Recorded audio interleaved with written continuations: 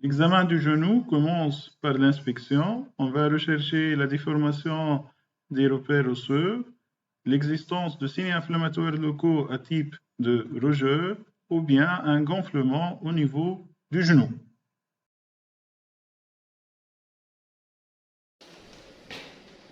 On va palper les repères osseux au niveau du genou qui sont constitués de la rotule, la tuberosité tibiale antérieure, le tubercule du Gerdy,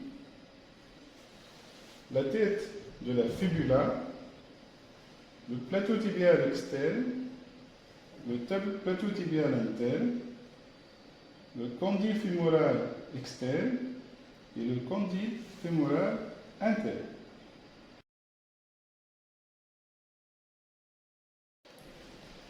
On va rechercher le choc rotulien qui se fait en bloquant la rotule par les doigts, puis par le pouce on imprime un mouvement vers le bas de la rotule qui sera comme un glaçon en cas d'épanchement du genou.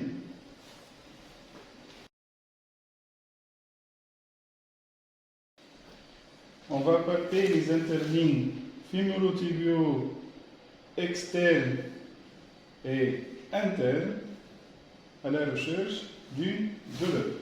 Cet examen est comparatif.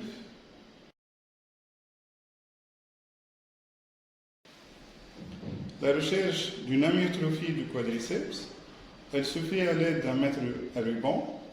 On mesure 15 cm du pôle supérieur de la rotule, puis on va mesurer la circonférence de la cuisse à son niveau.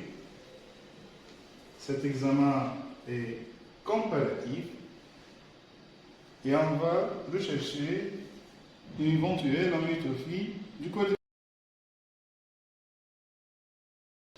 La mobilité du genou, on recherche l'extension.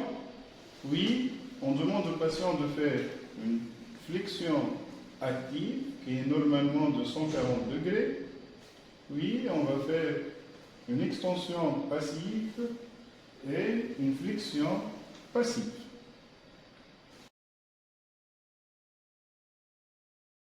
La recherche d'une éventuelle laxité dans le plan frontal.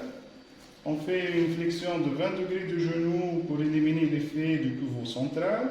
Puis on va imprégner un mouvement de valgus et de varus à la recherche d'une éventuelle lésion ligamentaire périphérique.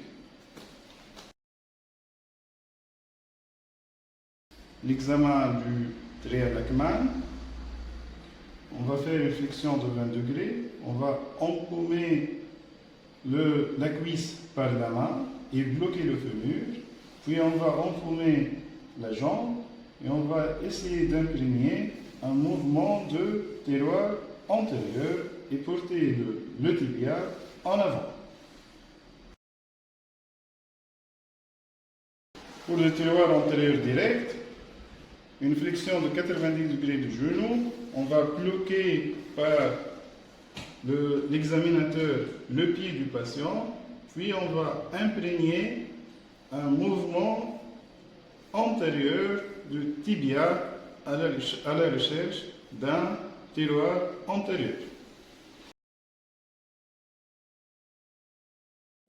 Le Huxton test, on va porter les deux membres inférieurs par la luxe et on va rechercher au niveau du genou un éventuel recurvatum au niveau du genou atteint.